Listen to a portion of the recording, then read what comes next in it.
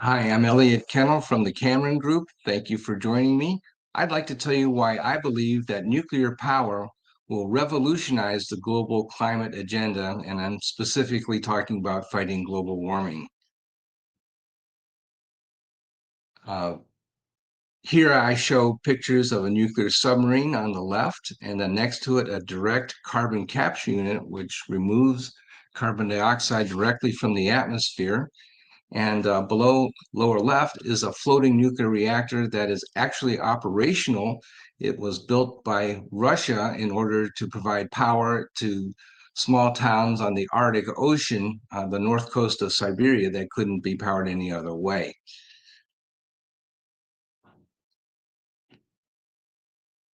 Last time I talked about global warming, I made the point that I believe it has to be real, and the reason is that we talk about absorbing sunlight, but it's really about the ability to radiate infrared. And if you have too much carbon dioxide, the radiating level is farther and farther away from the surface of the Earth. And as you know from visiting Hawaii, if you're on top of Mount Haleakala, it's colder than it is at the surface. Um, and For that reason, the temperature has to be higher in order to allow the Earth to radiate from a higher elevation. That's why we really have global warming. But if you believe in increasing carbon dioxide, you must also believe in an expanding economy, the global wealth that produces carbon dioxide. And I believe that, in fact, the exponential growth that we've seen for the past, 500 or 1,000 years is going to continue for the rest of the century. There will be resources available to correct global warming to the extent that we need to. Uh, Maritime nuclear power or floating nuclear power is a long-term solution. The reason is that when you operate at sea, you can produce ammonia as a fuel. You get hydrogen from electrolysis of seawater and nitrogen from the air, and together they make ammonia, which is a liquid fuel. It can be economically shipped by a tanker ship or through a pipeline, which is not true of hydrogen gas. Otherwise, hydrogen would be great, but it just doesn't work well enough for us to use it economically. Safety risk, I believe, is as low as reasonably achievable if reactors are located at a considerable distance from the shoreline.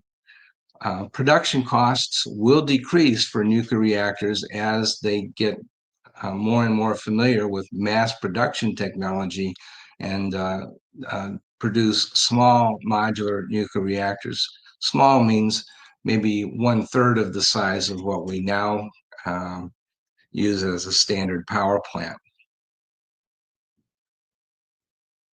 The safety aspects are very, very important. If you're located just several meters under the surface of the water, it's impossible to damage the reactor by hurricane or tsunami because they just aren't felt down there.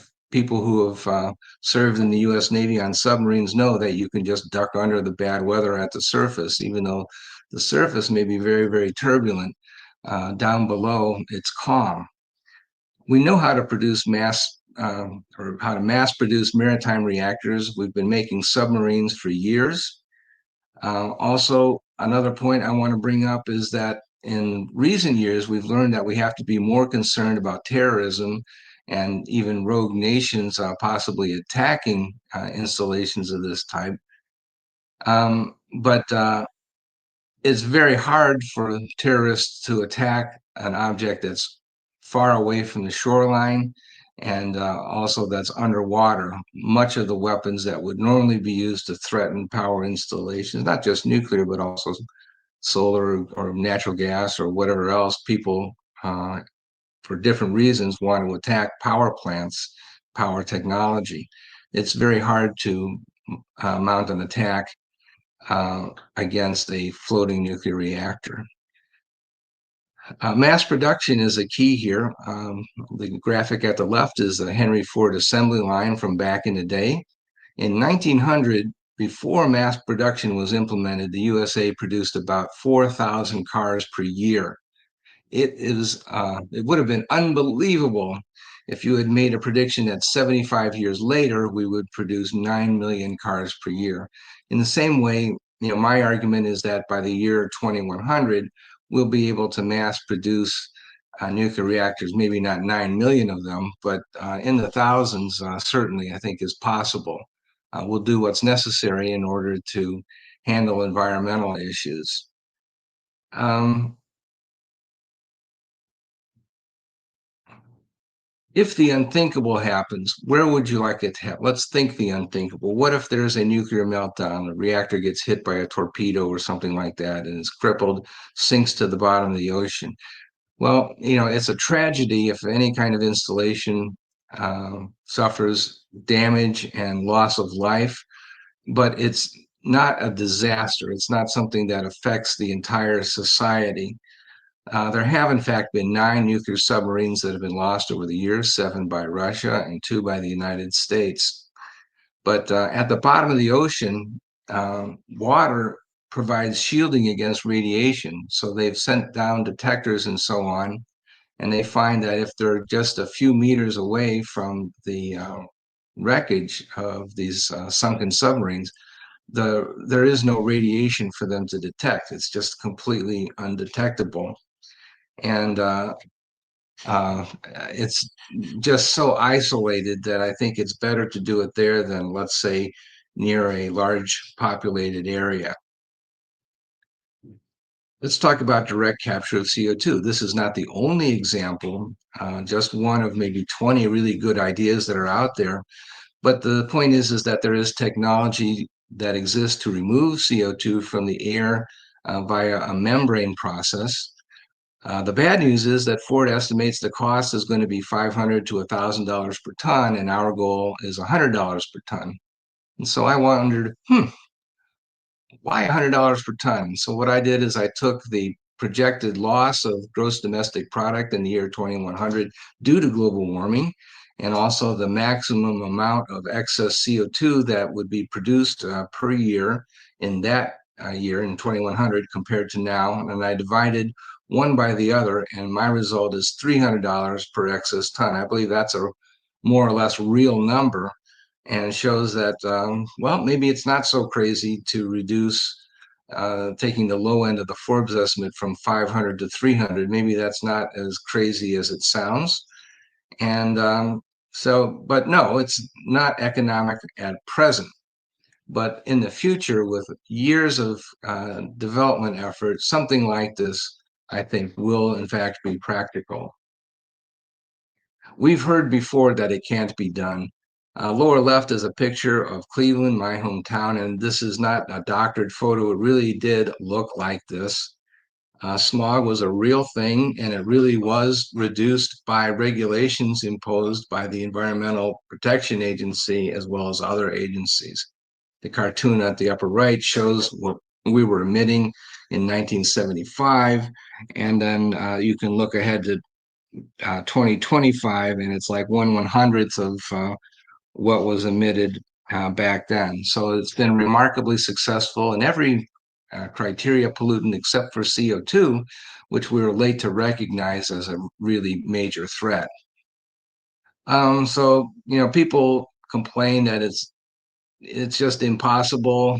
There's too much CO2, and that's what they said about smog as well, is that you can't remove all that smog on a continental level, and we don't trust the government to do it, and the EPA is just another bureaucracy, blah, blah, blah, blah, blah. But the fact of the matter is it really did work. Can we do everything with nuclear? And my answer to that is no. I believe that there will continue to be a mix of solar power, bioproducts, chemical batteries, hydro, anything else that is practical, that makes sense, and is economical and doesn't produce very much CO2, I think is going to be of interest. We're not going to run out of energy. We do, however, have a sensitivity to carbon emissions, and that's going to weigh in on what kind of power sources we select for the future.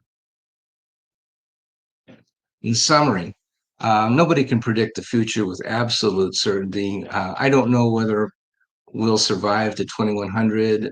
Well, I know that I won't be there, and my children and grandchildren, I hope that they make it, but you never know. So, there might be they might be in a car accident or something, and they may not make it. None of us are guaranteed to have the future.